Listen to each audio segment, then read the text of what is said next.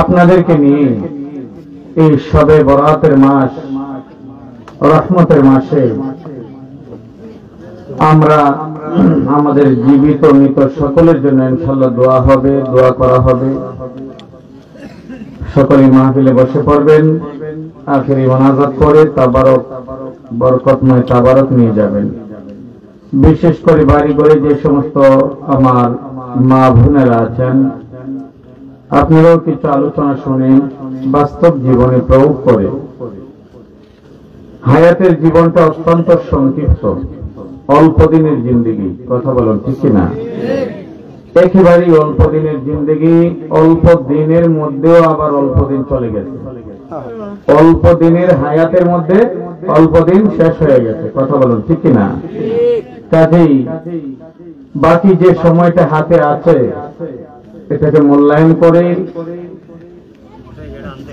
জীবনটাকে সাজানো দরকার। আল্লাহ সুবহানাহু ওয়া তাআলা যেন আজকের এই মাহফিলকে এলাকাবাসী, জিন্দা মুর্দা সকলের জন্য নাজাতের উসিলা বানিয়ে দেন। সকলে বলে আমিন। আলহামদুলিল্লাহ, আলহামদুলিল্লাহি ওয়াহদা, والصلاة والسلام على من لا نبي بعده. أما بعد فقد قال الله تعالى في كلامه المجيد: أعوذ بالله من الشيطان الرجيم.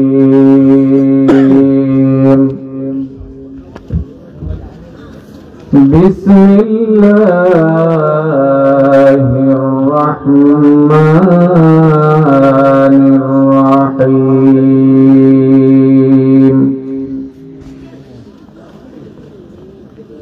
إن الله وملائكته يصلون على النبي يا أيها الذين آمنوا صلوا عليه وسلموا تسليما.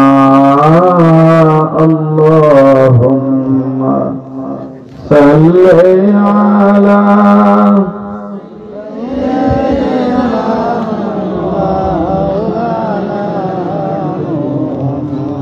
وعلى آل سيدنا.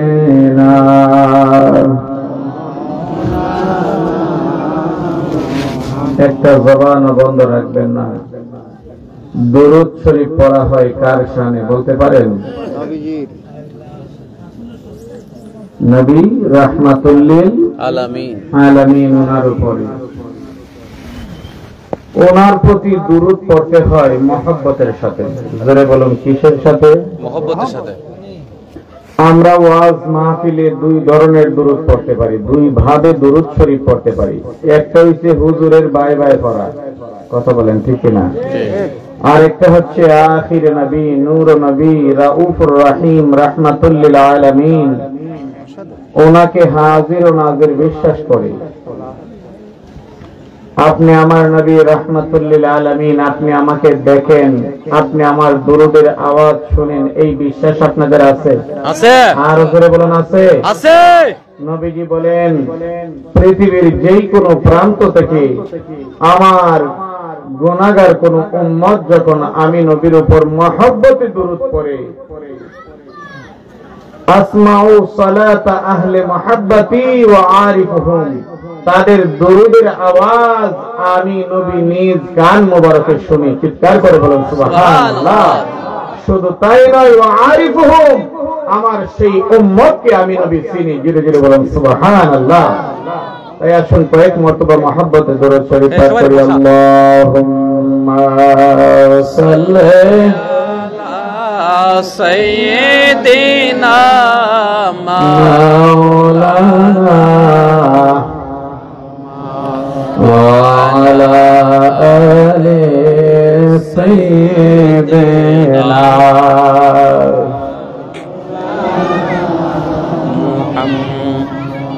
মদিনারি রওজা পাকে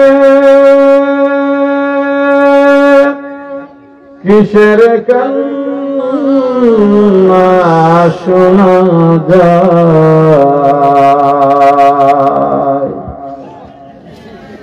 ইয়া হাবলি উম্মতি বলে কাদেন নবীজি সর্বদা আল্লাহুম্মা সাল্লি মাশাআল্লাহ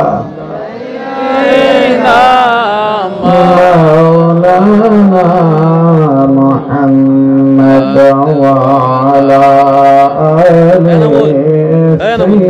سيدنا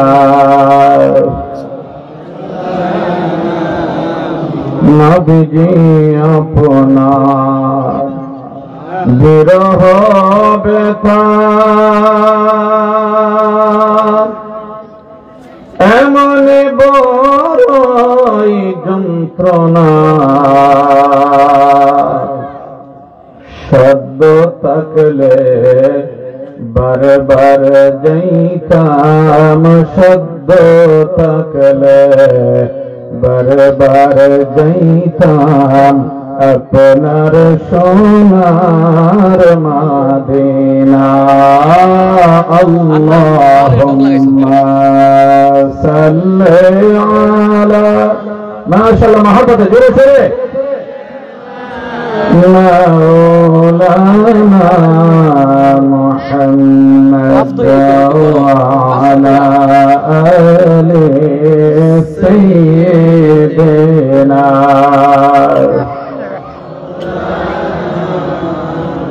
মদিনা শরীফের মাঝে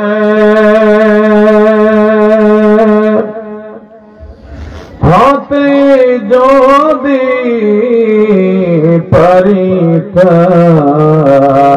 পারিতাম দিবারাতেরি নবীজিকে বুকে তুলে রাখিতাম আল্লাহুম্মা সাল্লি আলা سيدنا مولانا محمد وعلى آل سيدنا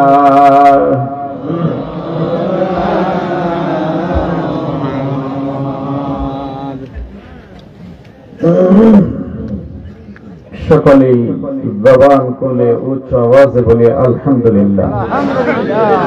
একটা জবান বন্ধ রাখবেন না। এই গভীর রজনীতে যিনি খালিক, যিনি মালিক, যিনি রব, মহান রব তাআলা, ওনাকে রাজি এবং খুশি করার লক্ষ্যে জবান খুলে উচ্চ আওয়াজে আবারও বলে আলহামদুলিল্লাহ। পয়লার খন্ডে ছাত্র আঞ্জুমানে আল বাইয়িনাত ওনার উদ্যোগে আয়োজিত এলাকাবাসী সমস্ত মুমিন মুর্দাগার মাগফিরাতের লক্ষ্যে সুমহান সৈয়দুল আদাত সৈয়দুল আয়াত সুমহান ঈদ মিলাদে হাবিবুল্লাহ সাল্লাল্লাহু আলাইহি ওয়াসাল্লাম এর সম্মানার্থে আয়োজিত এই নূরানি ঈমানি সুন্নি মহাসম্মেলনে আল্লাহ সুবহানাহু তাআলা আপনি আমাকে আসা বসার সুযোগ দিয়েছেন। এটা আল্লাহ পাক ওনার বড় দয়া। কথা বলুন ঠিক কি না? ঠিক। আপনি আমার মতো বহু মানুষ বিদেশি কম্বলের নিচে বিছানায় ঘুমিয়ে আছেন না নাই? আছে। লেপের নিচে ঘুমায় আছেন না নাই? বিছানায় শুয়ে শুয়ে ফেসবুক, ইন্টারনেট, ইউটিউবের মাধ্যমে নাটক, সিনেমা দেখায় ব্যস্ত আছে না নাই? আছে। বহু মানুষ হাসপাতালের বিছানায় অসুস্থ, প্রচন্ড কষ্টে দিন রাত গণনা করতেছে, এমন লোক আছে না নাই? আছে। তো আপনি আমাকে যে সুস্থতা দান করেছেন, সুস্থ শরীরে জান্নাতি পরিবেশে আসা বসার সুযোগ দিয়েছেন কে? আল্লাহ। আরো জোরে বলা যায় না কে? আল্লাহ। আল্লাহকে আল্লাহ বলে ডাক দিলে আমার আল্লাহ এত খুশি হন, আমার আল্লাহ ফেরেশতাদেরকে বলেন, ও ফেরেশতারা, তোমরা বলেছিলে আদম সন্তানকে তৈরি না করার জন্য, দেখো গভীর রজনীতে প্রচন্ড ঠান্ডা কুয়াশা অপেক্ষা করে, আরামের ঘুম হারাম করে এই গভীর রজনীতে একত্রিত হয়ে আমার বান্দারা আমাকে কত মায়ার স্বরে ডাকতেছে। জোরে বলেন সুবহানাল্লাহ। জোরে সরে বলি আল্লাহু আকবার। আল্লাহু আকবার। আল্লাহকে আল্লাহ বলে ডাকার সুযোগ দিয়েছেন কে? আল্লাহ। আপনি আমার মতো বহু মানুষ আল্লাহকে আল্লাহ বলে ডাকার সুযোগ পায়নি, জবান দিয়ে কথা বলতে পারে না, এমন লোক সমাজে আছে না নাই? আল্লাহু আকবার। এত সুন্দর কথা বলার যোগ্যতা দিয়েছেন কে? আল্লাহ। তাই মহব্বতে আবার বলি আলহামদুলিল্লাহ। আলহামদুলিল্লাহ। প্রিয় হাজিরিন ও সামিন, যেই মাঠে আপনারা বসে আছেন, যেই জমিনে আপনারা বসে আছেন, যেই বাড়িতে আপনারা ঘুমাচ্ছেন, যেই জমিনে আপনারা দান রোপণ করে, দান উৎপাদন করে রিজিকের সন্ধান করছেন, এই জমিনে, এই বাড়িতে, এই এলাকায় আপনাদের আগে কে ছিল? নিশ্চয়ই আপনাদের বাবা ছিল। যাদের বাবা আছে, বাবার আগে কে ছিল? দাদা। দাদার আগে কে ছিল? তাহলে বোঝা গেল এই দুনিয়াটা চিরদিনের জায়গা, ঠিক কিনা? জায়গা না। হ্যাঁ, জায়গা না। আমার ভাই ভাই বলতেছেন না? না, তাহলে বোঝা গেছে আপনারা ওয়াজ বুঝতেছেন। মানে দুনিয়াটা চিরদিনের জায়গা না কিছুদিনের জায়গা? কিছুদিনের জায়গা। আর জোরে সরে বলি কিছুদিনের জায়গা। জায়গা। তো আপনার এই কিছুদিনের মধ্যে আপনি আমি আমার জীবন থেকে কতটা সময় চলে গিয়েছে, ঠিক কিনা? এখন সামনের যে জীবনটা আছে, কতদিন আছে, কার কতদিনের হায়াত আছে, জীবন আছে, সময় আছে হাতে, কেউ বলতে পারেন? বলতে পারি না। তাহলে নিশ্চিত একটা বিষয় যে আমরা কবরের দিকে আস্তে আস্তে এগিয়ে যাচ্ছি। কথা বলুন, ঠিক কিনা? বুঝি আর না বুঝি মরণের গাড়ি আপনি আমাকে কবরের দিকে আগায় নিয়ে যাইতেছে। কথা ঠিক কিনা? যেই টিকেটে আল্লাহ জমিনে পাঠিয়েছিলেন, ওই টিকেটের সাথেই রিটার্ন টিকেট লাগানো ছিল। আরো জোরে কোন? রিটার্ন টিকেট, যাওয়ার টিকেট কি আইসা লাগাইছে না আগেই লাগানো? লাগানো। এই টিকেটের মেয়াদ বাড়ানো যাবে না কিছু? আমাদের আপনাদের দেশের ছেলেরা অনেকে বিদেশে আছে, মেয়াদ শেষ হইলে কি কয় জানি? আকামা নাকি? আকামা। তো আপনি আমার দুনিয়ার মেয়াদ শেষ হইলে কিছু আকামা বাড়ানো যাইতো না? হ্যাঁ, আর হবিগঞ্জে গেলে কিছু আকামা হয়তো টাকা পয়সা দিলে কিছুদিন বাড়াই দিতে পারে। আরো জোরে কন? চলবে না। তাহলে এটা এমন এক মেয়াদ দিয়ে দেওয়া হয়েছে যেই মেয়াদের আর কোন বৃদ্ধি চলবে না। কথা বলুন, ঠিক কিনা? এই আকামার মধ্যে আর কে কারু কলম চলে না। কথা বলুন, ঠিক কিনা? রাজা, বাদশাহ, এমপি, মন্ত্রী, মহাজ্ঞানী, মহাশক্তিধর নমরুদ, সাদ্দাত, ফেরাউন, হামানের মতো মহাশক্তিধর রাজা বাদশারা পর্যন্ত হযরত আজরাইল আলাইহিস সালাতু ওয়াস সালাম ওনার হাতে ধরাশায়ী হয়ে গেছে। কথা বলুন, ঠিক কিনা? ঠিক। তাহলে আপনি আমাকেও চলে যেতে হবে বন্ধুরা আমার। চলে যে যাব, কোথায় যাব? যাওয়ার আগে বিদেশে যারা আছে, আমার কথাগুলো তো বুঝতেছেন আপনারা।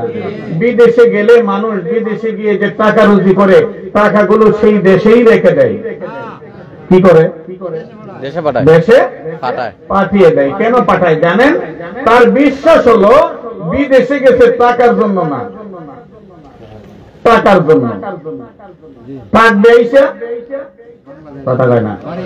বাংলাদেশে, তার মানে অল্প দিনের সময় নিয়ে গেছে, 2, 4, 5, 10 বছর থেকে যা ইনকাম করে সাথে সাথে আব্বা আম্মার কাছে, স্ত্রী পুত্রের কাছে পাঠিয়ে দেয় ঘর বাড়ি ঠিক করার জন্য, পরিবেশ গোছানোর জন্য, জমি জমা কিছু কেনার জন্য, দোকান পাট্টা একটু কেনার জন্য, একটা বিল্ডিং করার জন্য। কারণ সে চিরদিনের জায়গা না, কিছুদিন এসে এসে আমার আয়েশ করতে হবে। কথা বলুন ঠিক কিনা? তাইলে এই জন্য যদি ইনকাম করে দেশে পাঠায় দেয়, আপনি আগে বুঝি দুনিয়াটা চিরদিনের জায়গা না, পরকালটা চিরদিনের জায়গা, তাহলে পরকালের জন্য দুনিয়া থেকে শুরু বিরুদ্ধ করে পাঠাই দিত। পরকালে যাইতে হবে না হবে না? কবরে যাও লাগবে না লাগতো না? কে কবরে যাইতে চান? হাত না মানে করে আপনারা বুঝতে পারেন নাই, কবরে আপনারা যাইতে চান? হ্যাঁ, কেউ কবরে যাইতে চায় না রে বাবা। কবরে যদি যাইতে চায় তাহলে হাসপাতালে কেন যায়? হাসপাতালে কেন যান? কবরে যাইবার লাগে না বাঁচার জন্য, দুনিয়ার থাকার জন্য? হ্যাঁ, তাহলে বোঝা গেল মানুষ কেউ কবরে যাইতে চায় না, তারপরেও আল্লাহর বিধান কবরে দিতেই হয়। কথা বলুন ঠিক কিনা? হাতে কেউ ধরা পড়তে চায় না, তারপরেও ইসলামের হাত থেকে কেউ রেহাই পায়নি, পাবেও না। কথা বলুন ঠিক কিনা? তিনটা জিনিস পৃথিবীতে মানুষ পায় না, কয়টা? আরো করে কোন কয়টা? কেউ চায় না। একটা হচ্ছে মৃত্যু, চান আপনারা? হ্যাঁ, সবাই চায়, বাঁচতে চান। 80-90 বছরের বয়স্ক দাদা দাদি পর্যন্ত দুনিয়াতে বেঁচে থাকতে চায়, আইসিইউতে বেঁচে থাকতে চায়, তারপরে দুনিয়া থেকে যেতে পারি না। কথা বলুন ঠিক না? আরেকটা জিনিস মানুষ চায় না, তারপরেও হয়ে যায় কি? বৃদ্ধ মানুষ হইতে চায় না, বুড়া হইতে চায় না। কথা বলুন ঠিক না? কে কে বুড়া হইতে চাই? একদম হাতে যন্ত্র দেখি। হ্যাঁ, বুড়া কেউ হইতে চায় না, বুড়াতে হইতে চায় না। এটার অনেকগুলো প্রমাণ আপনাদের চোখের সামনে, আমার না, আপনাদের চোখের সামনে আছে। দাড়ি যে আমায় নিয়মিত বোঝা যায় বুড়া হইতে চায়। হ্যাঁ, দাড়ির মধ্যে যে কালো মেহেদি দেয়, কেজাব দেয়, কালো কেজাব দেখছেন আপনারা? হাদিস শরীফে আসছে, মান খাদাবা বিসাওয়াদা সাওয়াদাল্লাহু ওয়াজহাহু ইয়াউমাল কিয়ামাহ। যারা দাড়ি এবং চুলের মধ্যে কালো মেহেদি দেয়, কালো কেজাব দেয়, আল্লাহ কিয়ামতের দিন তার চেহারাকে কালো করে দিবেন। অনেকের বিরুদ্ধে চলে গেছে, বুঝলেন? কি বলেন ঠিক কিনা? আরে ভাই, দাড়ি আর চুল বুড়া হইলে যতই কালো কেতাব দেন আর কালো রং দেন না কেন, যৌবন কালকে আর ফিরে আসবে? হ্যাঁ, আরো জোরে বলেন, ফিরে আসবে? ফিরে আসবে না। কেন ফিরে আসবে না? এই তো বলা হয়েছে, লাইফের স্বভাবে হাই যৌবন যদি ফিরে আসতো, যৌবন যদি ফিরে আসতো, যাদের বয়স 50, 60, 70 হয়ে গেছে, আর কি যৌবন ফিরে আসবে বাবা? কি গুরুত্বপূর্ণ সময় জীবন থেকে চলে গেছে। এত সামর্থ্য, রাতকে রাত মনে করি নাই, দিনকে দিন মনে করেন নাই, ন্যায় অন্যায় পার্থক্য করার চিন্তা করেন নাই। এত শক্তি, এত সামর্থ্য, 60, 70, 80 বছরের বাবা যারা আছেন, বলেন ওই যৌবন কোথায় গেল? আর কি কোনোদিন ফিরে আসবে? আর ধরে কর না, ফিরে আসবে? আর আসবে না। বলতেছিলাম মানুষ বৃদ্ধ হতে চায় না, তারপরেও বৃদ্ধ হইতে হয়। মৃত্যু চায় না, বৃদ্ধ হইতে চায় না, গরিব হইতে চায় না। গরিব হইতে চাইতে সারাদিন দুনিয়ার পিছনে দৌড়ায়, রাজ্যের কিসের পিছনে দৌড়ায়? আর ওখানে বলেন কিসের পিছনে? দুনিয়ার পিছনে। কোথায় গেলে টাকা পাওয়া যাবে, কোথায় গেলে অর্থ সংগ্রহ করা যাবে, সহায় সম্পদ লাভ করা যাবে, রাত দিন মাথার মধ্যে এই চিন্তা। কেউ গরিব হতে চায় না, তারপরেও গরিব সমাজে আছে না? কাজেই চাই না চাই কবরে যেতে হবে, মৃত্যু অনিবার্য আসবেই। মৃত্যুর আগেই আপনি আমার জীবনটাকে পরিবর্তন করতে হবে। পরিবর্তন তো বেশি কিছু না। আজকে যদি এমন সুসংবাদ আপনাদের জন্য আছে, একটা সুসংবাদ যদি আপনারা গ্রহণ করেন ইনশাআল্লাহ আপনি আমার দুনিয়া এবং আখিরাত কামিয়াবি হয়ে যাবে। চিৎকার করে বলুন সুবহানাল্লাহ। আর জোরে শুনে বলুন আলহামদুলিল্লাহ। হাজিরিন ওয়া সামিঈন, আজকে মাহফিলে আমাকে একটা বিষয় আলোচনায় দেওয়া হয়, পিতা মাতার হক। সবাই বলেন কিসের হক? তো কিছু কথাবার্তা খুব মনোযোগ দিয়ে শুনতে হবে। কারা কারা থাকবে শুনতে গেলে থাকতে হবে, তো শুনবেন সবাই? সবাই যাবেন না তো? পিতা মাতার হক, পিতা মাতার প্রতি সন্তানের একটা দায়িত্ব কর্তব্য আছে কিনা নাই? আছে। পিতা মাতা ছাড়া দুনিয়াতে কে আইতেন একটু হাত উঠে দেখাই। পিতা মাতা ছাড়া কেউ আইতেন না? হ্যাঁ, একজন বুঝছেন না? পিতা মাতা ছাড়া পৃথিবীতে মানুষ আল্লাহ সৃষ্টি করছেনি। হ্যাঁ হ্যাঁ, মানুষ কি মনে করেন পিতা মাতা ছাড়া আল্লাহ মানুষ সৃষ্টি করছেনি? হ্যাঁ করছে। আপনি আমার পুরান আব্বা, প্রথম আব্বা, নাম বলতে পারবেন? আদম আলাইহিস সালাম। কি নাম? হযরত আদম আলাইহিস সালাম। ওনার আব্বাও নাই, আম্মাও নাই। আল্লাহ পাক কুদরতি হাত মুবারকে পছন্দ করে আপনি আমার আদি পিতা হযরত আদম আলাইহিস সালামকে সৃষ্টি করেছেন। সুবহানাল্লাহ বলেন। হযরত আদম আলাইহিস সালাম ওনার বাম পায়ের হাড্ডি থেকে পিতা মাতা ছাড়া ওনার তিনি স্ত্রী হযরত হাওয়া আলাইহিস সালাম সৃষ্টি করেছেন। জেনে বলুন না সুবহানাল্লাহ। বাবা নাই, মাও নাই, জন্মের কথা বলে ঠিক না? যাদের জন্ম থেকেই মাও নাই, বাবাও নাই, জন্মের।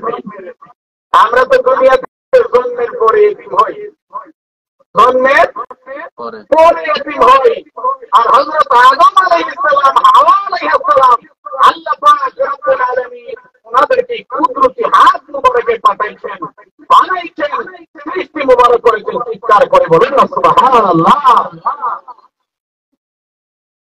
পৃথিবীতে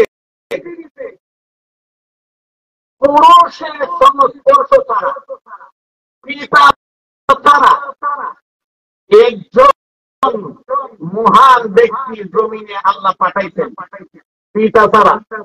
জানেন আপনারা হযরত ঈসা রূহুল্লাহ আলাইহিস সালাম, ওনাকে বলা হয় রূহুল্লাহ, আল্লাহ পাকের রূহ। ওনার রূহ মুবারক আল্লাহ জিবরীল আলাইহিস সালাম ফুঁক দিয়ে ওনার আম্মা জান আলাইহিস সালাম ওনার রহিম শরীফে দিয়েছিলেন। চিৎকার করে বলুন সুবহানাল্লাহ। আপনি আমি যত মানুষ পৃথিবীতে আসছেন, আম্মা আব্বা ওনাদের উসিলায় পৃথিবীতে আসছেন। আরো ধরে কন। যে আল্লাহ আম্মা আব্বার মাধ্যমে আপনি আমার সৃষ্টি করতেন, সেই আল্লাহ আম্মা আব্বা ছাড়াও মানুষ সৃষ্টি করতে। আওয়াজ দিয়ে বললে ভালো হবে। মুস্তামিতু তৃষ্ণায় জোরেন্দ শব্দ, মুস্তামিতু তৃষ্ণায় জোরেন্দ শব্দ, ওয়ায়দা মুরদা বন্ধুন্দ শব্দ, ওয়ায়দা মুরদা বন্ধুন্দ শব্দ। আপনাদের শ্রোতাদের মনে যদি আকর্ষণ থাকে, বক্তা মুর্দা হইলেও জিন্দা হয়ে যায়, ঠিক না?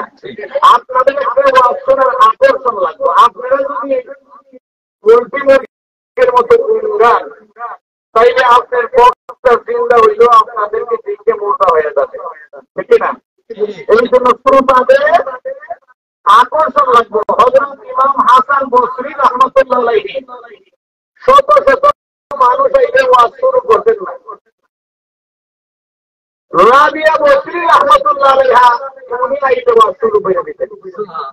আরো জোরে কন্যা সুবহানাল্লাহ। কারণ ওয়াজ শুনলে সুবিধা লাগে, কথা বলেন ঠিক না? তো প্রিয় হাজিরিন, একটু জবান খুলে হানা বলবেন, সুবহানাল্লাহ আলহামদুলিল্লাহ বলবেন, তাহলে আপনারা ঘুমাইবারও সুযোগ পাইবেন না, উঙ্গাইবারও সুযোগ পাইবেন না, কথা বলেন ঠিক না? আমি বলতেছিলাম, যে আল্লাহ আপনি আমাকে আব্বা আম্মার মাধ্যমে জমিনে পাঠাইছেন, সেই আল্লাহ আব্বা আম্মা ছাড়াও মানুষ সৃষ্টি করছেন। এর চেয়েও কুদরতময় বিষয় হচ্ছে আল্লাহ পাকের সৃষ্টির মূল কেন্দ্রবিন্দু। আল্লাহ পাক ওনার সৃষ্টি জগতের মূল লক্ষ্যস্থল, যাকে সৃষ্টি করা না হলে আল্লাহ রব্বুল আলামিন আসমান, জমিন, লৌহ কলম, পাহাড়, জান্নাত জাহান্নাম কোন মাখলুকাত কোন কিছুই সৃষ্টি করছেন না। তিনি হচ্ছেন নবী রাহমাতুল্লিল, আর নবী রাহমাতুল্লিল মুহাম্মদ সাল্লাল্লাহু আলাইহি ওয়াসাল্লাম। সেই নবী পাক সাল্লাল্লাহু আলাইহি ওয়াসাল্লাম ওনার আব্বাজান, ওনার আম্মাজান আলাইহিস সালাম ওনারা ছিলেন। তবে আব্বাজান আম্মাজানের মাধ্যমে আমাদের নবীর জমিনে আসলেও ওনার সম্মানিত সৃষ্টি মুবারক আল্লাহর সৃষ্টি জগতের মধ্যে এক রহস্যময় কুদরতময় সৃষ্টি। ধরে বলুন না সুবহানাল্লাহ। আমাদের নবীজি কখন থেকে নবী কে বলতে পারবেন? আমাদের নবী রাহমাতুল্লিল আলামিন কখন থেকে নবী? হযরত আদম আলাইহিস সালাম নবীজি বলেন, কুনতু নাবিয়্যান আদমু বাইনাল মাই ওয়াত তিন। হযরত আদম আলাইহিস সালাম যখন মাটি আর পানির মধ্যে গড়াগড়ি করে, আমার নবী বলেন তিনি তখন থেকে নবী ছিলেন। বলে বলুন সুবহানাল্লাহ। হযরত আদম আলাইহিস সালামকে আল্লাহ সৃষ্টি করলেন মাটি পানি দিয়ে সর্বপ্রথম। আর নবীজি বলেন আদম আলাইহিস সালাম ওনারও আগে আমি নবী হয়েছিলাম।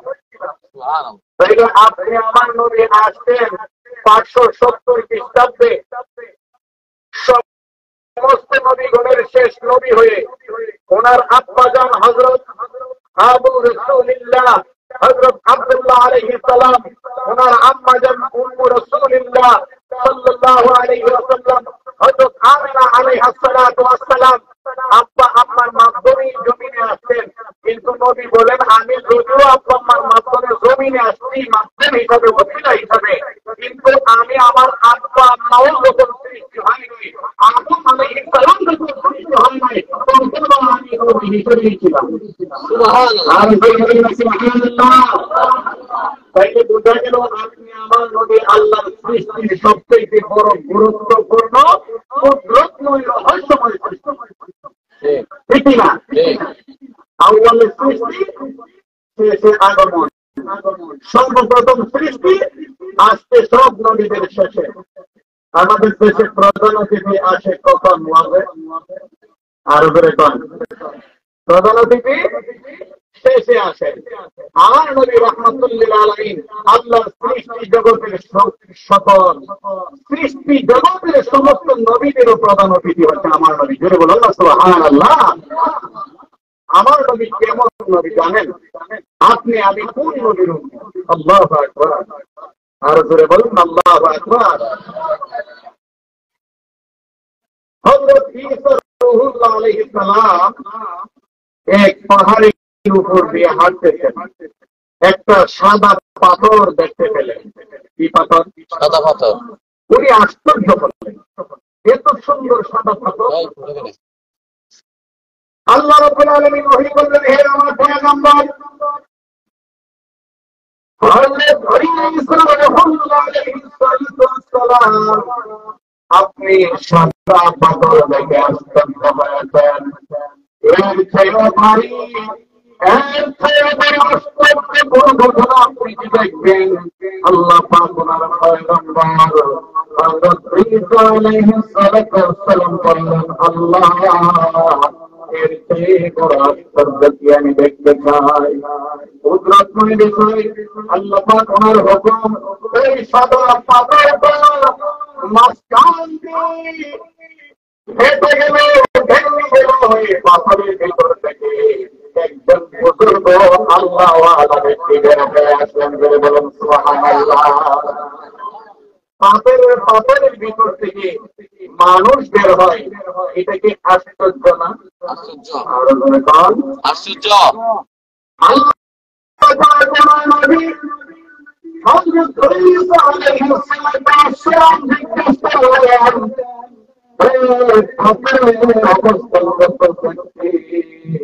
আপনি কত বছর ধরে ওই পাথরের মধ্যে অবস্থান করছেন? ওই বুজুর্গ জবাব দিল, আল্লাহর নবী ঈসা আলাইহিস সালাম, এই পাথরের মধ্যে আমি একদিন নয়, দুদিন নয়, 1 মাস নয়, 2 মাস নয়, 1 বছর নয়, 2 বছর নয়,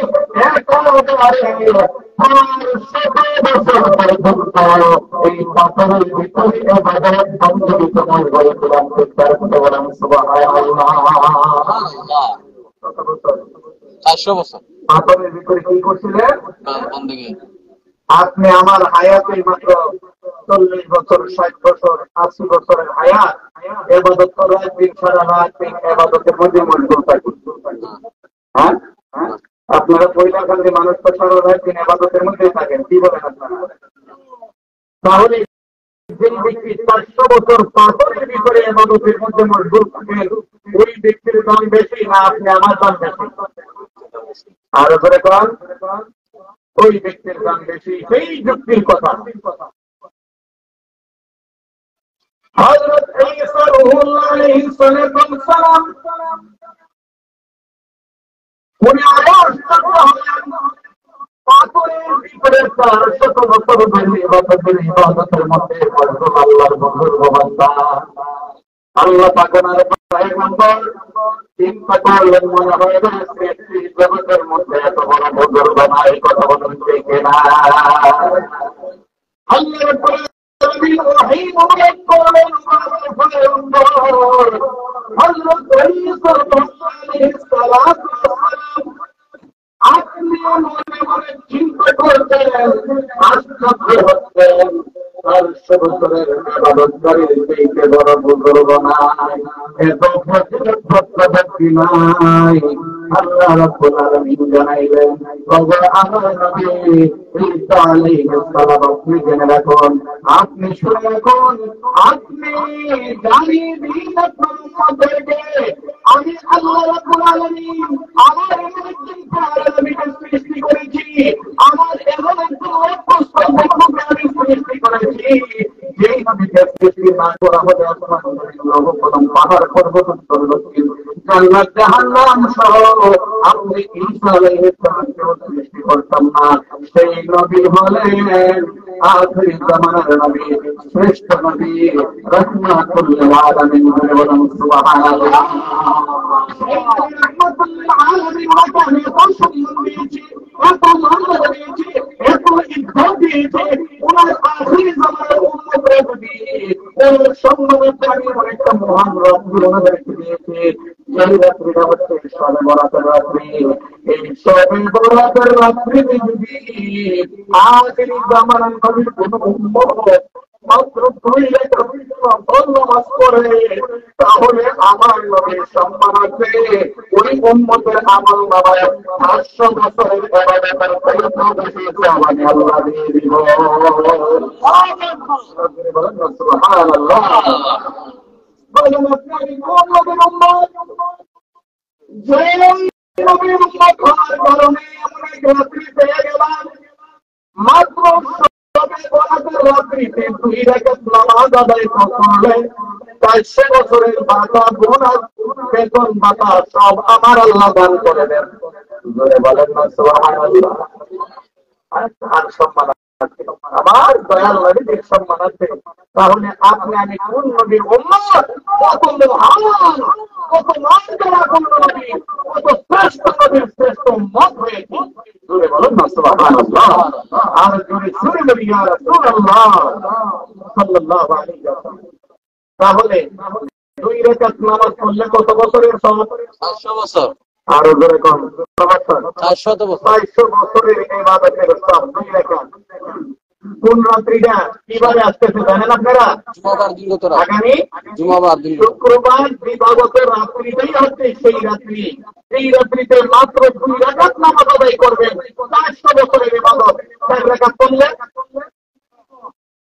6 রাকাতে 1200 বছর, 8 রাকাতে 10 রাকাতে 2000 বছর, 12 রাকাতে 2400 বছরের ইবাদত। সুবহানাল্লাহ। আসলে কদর বুঝি না, কদর বুঝি না, বুঝা দরকার। আজকে যদি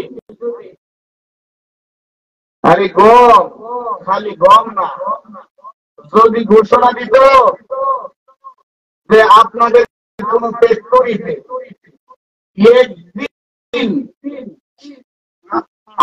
আধা ঘন্টা ডিউটি করলেন, আপনার 60 বছর আগামী যতদিন আছেন ততদিনের বেতন ভাতা আপনাকে দিব, যদি ঘোষণা দিত।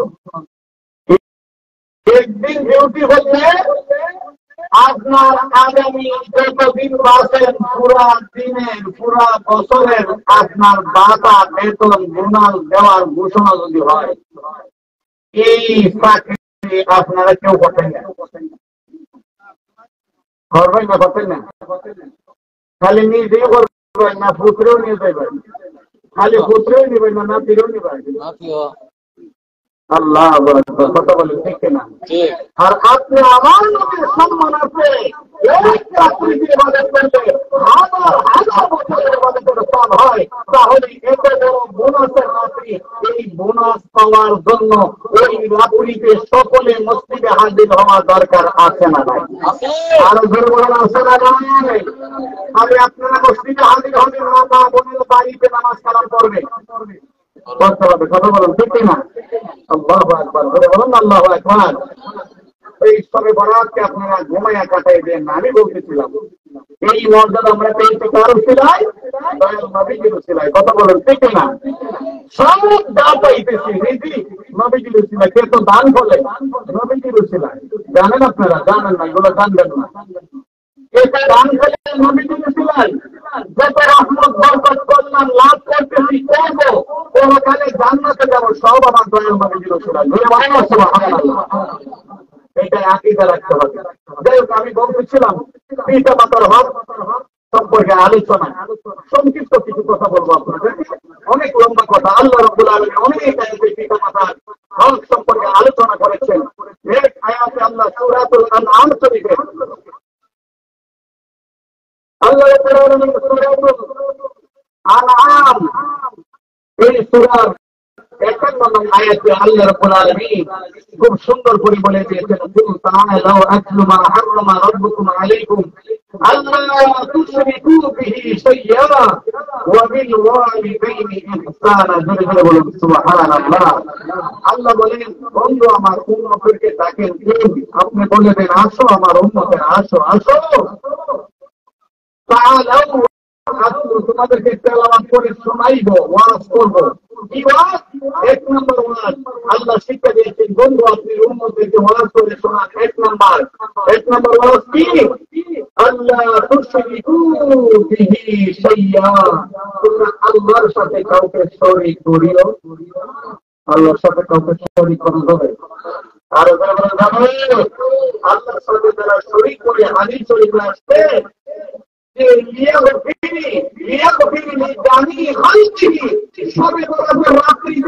আল্লাহ সমস্ত বান্দাবান্দিদেরকে ক্ষমা করে দিবেন। যারা আল্লাহর সাথে শরীক করে আল্লাহ তাদেরকে সবে বরাতের রাতে ক্ষমা করবেন না।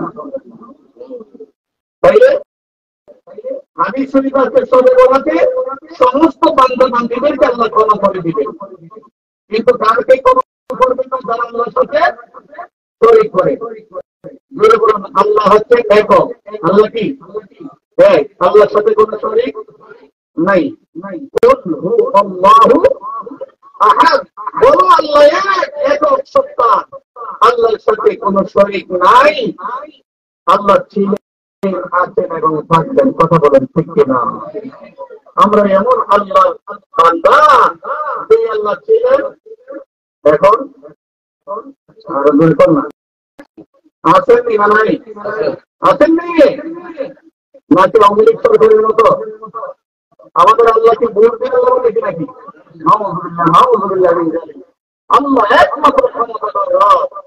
সেই আল্লাহর ক্ষমতা ছিল, আছে, একদিন এবং থাকবে। সেই আল্লাহ মায়ের পেটে এত সুন্দর আকৃতি আপনি আমাকে দিতে ক্ষমতাবান। সুবহানাল্লাহ বলবেন না? আল্লাহ রাব্বুল আলামিন বলেছেন,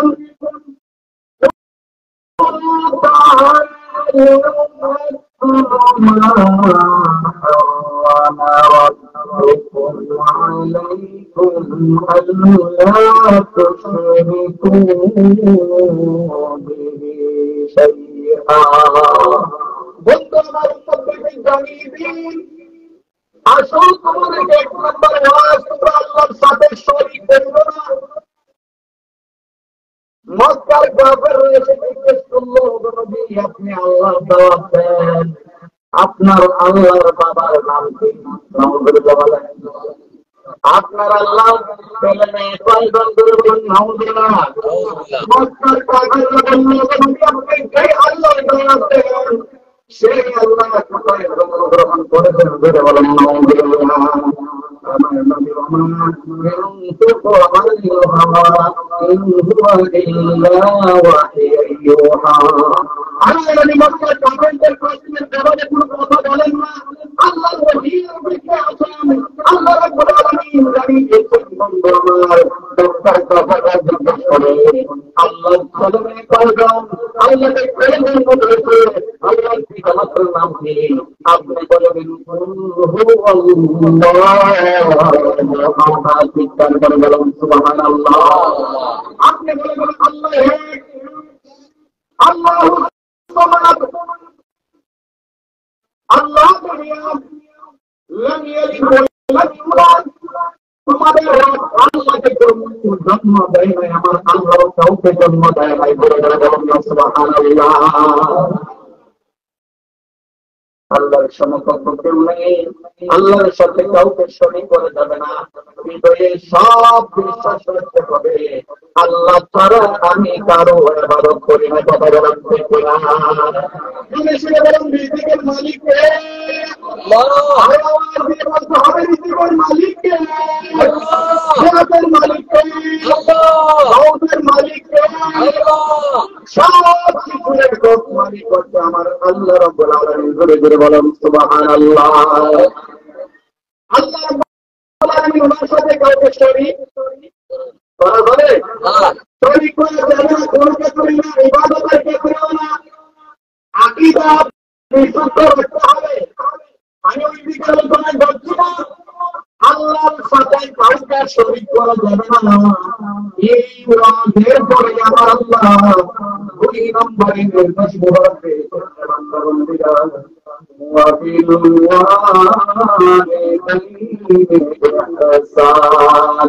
চিৎকার করে বলুন সুবহানাল্লাহ। তোমরা তোমাদের আত্মার সাথে ভালো ব্যবহার করো, উত্তম আচরণ করো।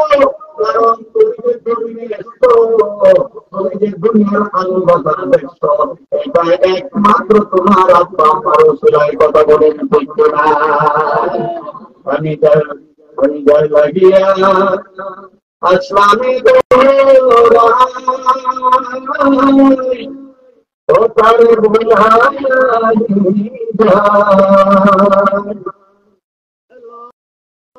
আমি তার কারণে আসলামী ও তারে বুঝাই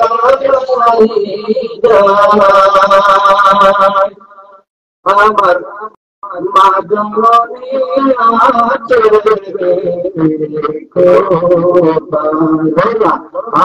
মা জননী আছে।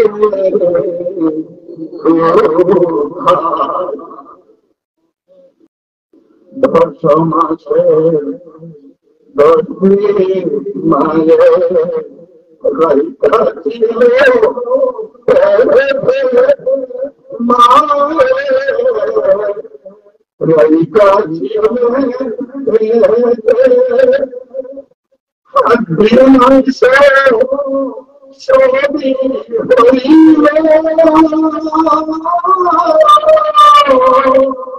আমার মা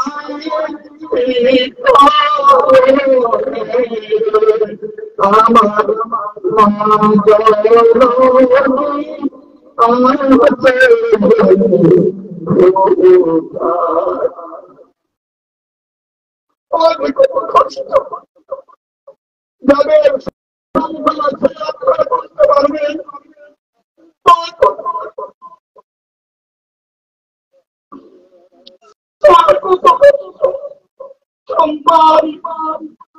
কান্না করে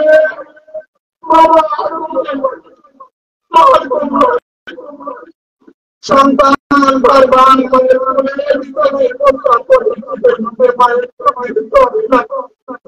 বিছানা চলতে কাপড় পাল্টে এত কষ্ট করেছি মা।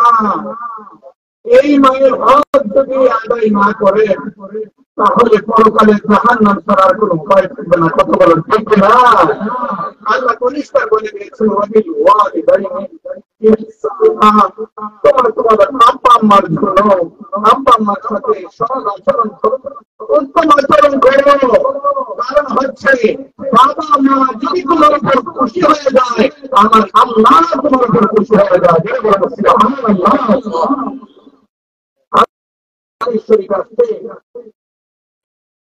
سخط ربي في سخط الوالي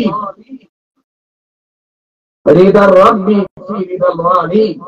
আব্বা আম্মা খুশি হইলে আমার আল্লাহ খুশি। আব্বা আম্মা যদি কোন সন্তানের উপর বেজার হয়ে যায় আমার আল্লাহ ওই বান্দার উপর বেজার হয়ে যায়। বলেন নাউযুবিল্লাহ। আল্লাহ রাব্বুল আলামিন এই স্পষ্ট জানিয়ে দিয়েছেন আল্লাহ শরীক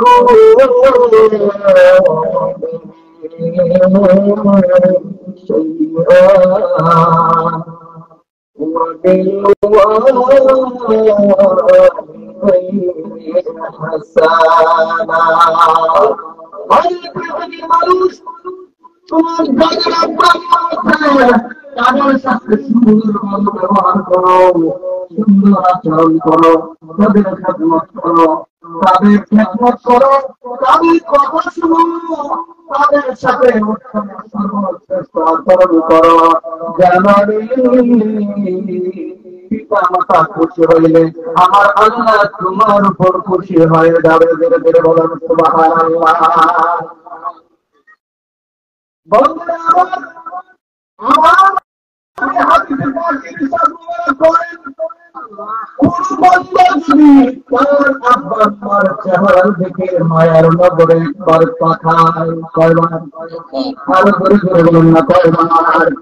একবার যদি মহব্বতের নজরে আল্লাহর চেহারার দিকে তাকায় আমার আল্লাহ ওই বান্দার আমল নামায় একটা কবর হজের সওয়াব লেখে দেয়।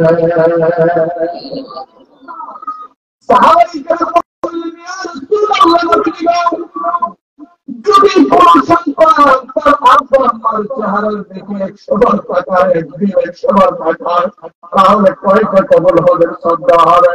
আমার নবী বলেন, আমার সাহাবায়ে কেরাম একদিন যদি কোন সন্তান তার আব্বা আম্মার চেহারার দিকে মহব্বতের দৃষ্টিতে 100 বার তাকায় আমার আল্লাহ ওই বান্দার আমল নামায় 100টা কবর হজের সওয়াব লেখে দেয়। ও বাবা, আব্বা আম্মা কোন কাবা কাবার দিকে তাকাইলে কবুল হজের সব হয়ে যায়। ওই কাবা যাদের হাতে ওই কাবার দিকে আপনার প্রতিদিন মহব্বতের সাথে তাকানো দরকার আছে না? না আল্লাহ প্রধান সম্পদ চিনি না আমার ইন্নাল জান্নাতা তাহতা আকদামি উম্মাহাতিকুম ও আমার উম্মতেরা, তোমাদের মায়ের পায়ের নিচে সন্তানের বেহেশত। জোরে জোরে বলুন না সুবহানাল্লাহ। মায়ের পায়ে সন্তানের বেহেশত, শুধু সন্তানের বেহেশত না, মা যদি কোন সন্তানের জন্য দোয়া করেন, আমার আল্লাহ ওই দোয়া ফেরত দেয় না।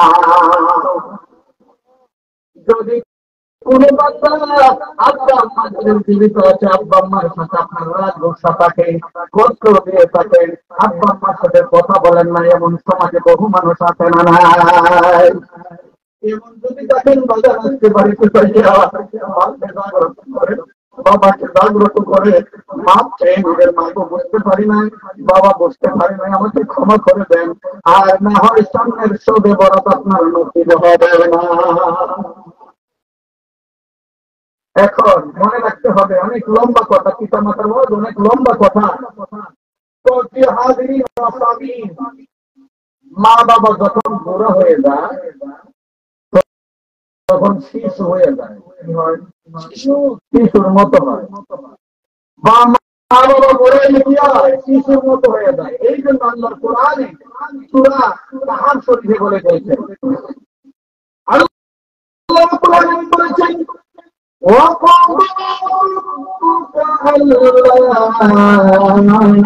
تعبدوا إلا إياه وبالوالدين إحسانا। এই কথা আল্লাহ বলেন, আল্লাহ ওয়াদা দিচ্ছেন, আল্লাহ পাক নিজে ওয়াদা দিচ্ছেন, আল্লাহ তাআবুদু ইল্লা তোমরা আল্লাহর ইবাদত ছাড়া কারো ইবাদত করতে পারবে না। আর কি করবে? ওয়াবিল ওয়ালিদাইন ইহসানা, আব্বা আম্মার সাথে ভালো ব্যবহার করবে। আল্লাহ রাব্বুল আলামিন বলেন,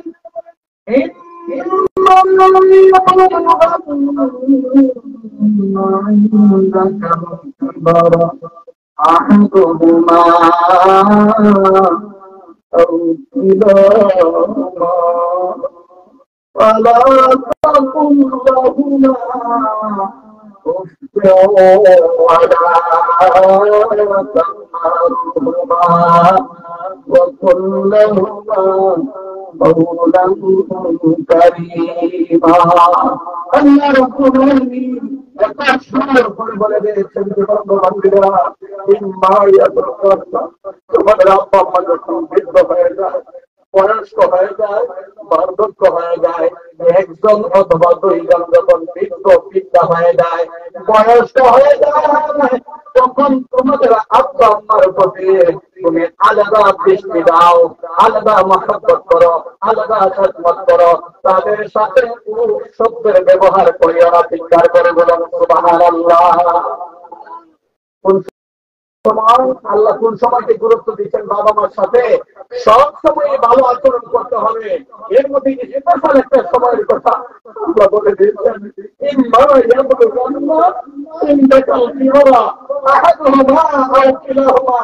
যখন আব্বা আম্মা বয়স্ক হয়ে যায়, চলতে পারে, জীবনের পুরোটা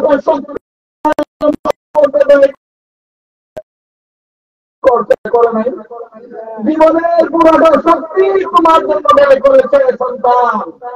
জমি জুড়াইতে তোমার জন্য, বাড়ি করতে তোমার জন্য, ঘর করতে তোমার জন্য, সম্পদ সঞ্চয় করতে তোমার জন্য, ব্যাংক ব্যালেন্স করতে তোমার জন্য, গোটা জীবনে যত শক্তি সামর্থ্য ছিল সব তোমার জন্য ব্যয় করিয়া এখন ক্ষমতা হারিয়া বৃদ্ধ হয়ে গেছে, বার্ধক্য হয়ে গেছে, নিঃস্ব হয়ে গেছে। আল্লাহ বলেন, ও বান্দা, তোমার মা বাবা তো তোমার লাগে সব করলো, এখন যখন বৃদ্ধ হয়ে গেছে, বৃদ্ধ হয়ে গেছে,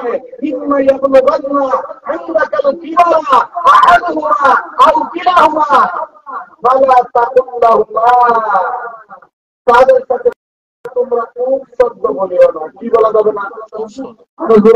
বলেন, কি বলা যাবে না? যদি আপনার মার্কেটে বলা না যায়, খুব শব্দটা দুইভাবে ব্যবহার হয়। তুমি এমন আচরণ করো না তোমার আব্বা মা বেটা ভাইয়া খুব শব্দ বলে, এরকম আচরণ করা পাবে না, না খালি হারাম। এরকম আচরণ করা হারাম। আব্বা মায়ের কষ্ট পাইয়া রূপ শব্দটা বলে, এরকম আচরণ করা সন্তানের জন্য হারাম। ঠিক আবার তোমার আল্লাহ তোমাকে ডাকে খুঁজে কোন কষ্ট হয়ে তুমিও শব্দ বললো না, যে শব্দ বললে তোমার আব্বা আম্মা আবার কোনটা কষ্ট পায়। কথা বলুন ঠিক কিনা? দুটো দিক থেকে আব্বা আম্মাকে হেফাজত করতে হবে, কষ্ট দেওয়া যাবে না। শুধু শব্দ বলবে না তা না, আল্লাহ পাক পরিষ্কার বলে দিয়েছেন ফালা তানহারহুমা, তোমরা তাদের সাথে ধমক দিয়ে কথা বলিও। ধমক দেওয়া যাবে? আব্বাই ডাক দিলে ধমক দিয়ে জবাব দেওয়া যাবে না। মায়া করে হবে, কেন মায়া করতে হবে, কেন মহব্বত করতে হবে? আপনি আমি যখন বয়স 1 বছর 2 বছর কথা বলতে শিখেছি, কথা বলতে শিখেছি, একবার না, 2 বার না, আব্বা জি, আব্বার জবাব দেয় আব্বা জি, আব্বা জি। 100 বার বাবাকে ডাকলে বাবা মহব্বতের সাথে যত ডাকে বাবার কালে ভালোই লাগে। সন্তানে আব্বা ডাকে বাবা জি বলে জবাব দেয়। কথা বলেন ঠিক না? আরো জোরে বলেন ঠিক কিনা? ও বাবা, আপনি আমি যখন ছোট ছিলাম, শিশু অবস্থায় ছিলাম, বাবাকে যতই যন্ত্রণা পেয়েছি, বাবা কষ্ট নেয় নাই তো, শুধু ভালো লাগে। কথা বলেন ঠিক না? বেশি শুধু আরাম লাগে, আনন্দ লাগে, আমার ডাকটা পছন্দ করে। যতবার বাবাকে ডাক দিলাম, বাবা প্রত্যেকবার জবাব দিলেন। বাবাকে জিজ্ঞেস করলো সন্তান, বাবা এটা কি? বাবা বলল কাজ। বলে আব্বা এটা কি? কাজ। আব্বা এটা কি? কাজ। এটা কি? কাজ। এটা কি? কাজ। এটা কি? কাজ। 1 বার 2 বার 5 বার 10 বার একই প্রশ্ন করেছি, বাবা রাগ করে নাই, রাগ করে নাই। বাবা মহব্বতের সাথে একই প্রশ্নে 10 বার 20 বার জবাব দিতে না দেয় নাই। বাবা রাগ করে নাই, বাবা সেই সন্তানকে একই প্রশ্নের জবাব বারবার দিয়েছে, বাবার কষ্ট তৈরি হয় না। এখন বাবা 1 বার ডাক দিলে, 2 বার ডাক দিলে, 3 বারের মাথায় সন্তান যখন বলে পেলে করিও না, চিল্লি করল, তখন সেটা খুব কষ্ট হতে পারে। ভাষা দিয়ে বোঝার কোন ভাষা নেই। আল্লাহ বলে বলছেন, আল্লাহ তোমার আব্বা আম্মা বৃদ্ধ হইলে তোমরা তাদের সাথে ভ্রমণ দিয়ে কথা বলিও না। ভ্রমণ দিয়ে যদি কথা বলো, তোমার আব্বা আম্মা শব্দ বলবে, আর যদি শব্দ বলে কষ্ট পায়, আমি আল্লাহ তোমার বাবা মার এই কষ্ট মেনে নিব না। তোমার জন্য ভয়ঙ্কর বিপদ আছে। কথা বলেন নাউযুবিল্লাহ। এখন আব্বা মা বলেন, বৃদ্ধ মা বাবা যাদের ঘরে আছে, মনে রাখবেন জান্নাতের ব্যবস্থা এখনো খোলা আছে। জান্নাতের দরজা আপনার জন্য খোলা আছে। 5 লাখ টাকা 7 লাখ টাকা লাগবে হজ করতে, এরপরে হজ কবুল হইব না হইব না কোনো গ্যারান্টি নাই। কথা বলেন ঠিক কিনা? আর বাবা মায়ের চেহারা দিকে মহব্বতের দৃষ্টি দিয়ে তাকান, আল্লাহ কবুল হজের সব রেখে দিবেন। এই দৃষ্টি বড় নিয়ামত, আর কি হতে পারে? কথা বলুন ঠিক কিনা? আমার নবী আখির নবী রাহমাতুল লিল আলামিন, ওনার আব্বাজান হযরত আবু রাসূলুল্লাহ হযরত আব্দুল্লাহ আলাইহিস সালাম, নবীর আব্বাজান, নবীর আব্বাজান আলাইহিস সালাম, নবীজি রাহমাতুল লিল আলামিন জমিনে আগমন করার আগে ওনার আম্মাজানের রেহেন শরীফে থাকাকালীন নবীজির আব্বাজান দুনিয়া থেকে বিশাল শরীফ লাভ করেছিলেন। জানেন আপনারা? নবীজির আব্বাজান আলাইহিস সালাম নবীজি দুনিয়াতে আসার আগেই ওনার আম্মাজানের রেহেন শরীফে থাকা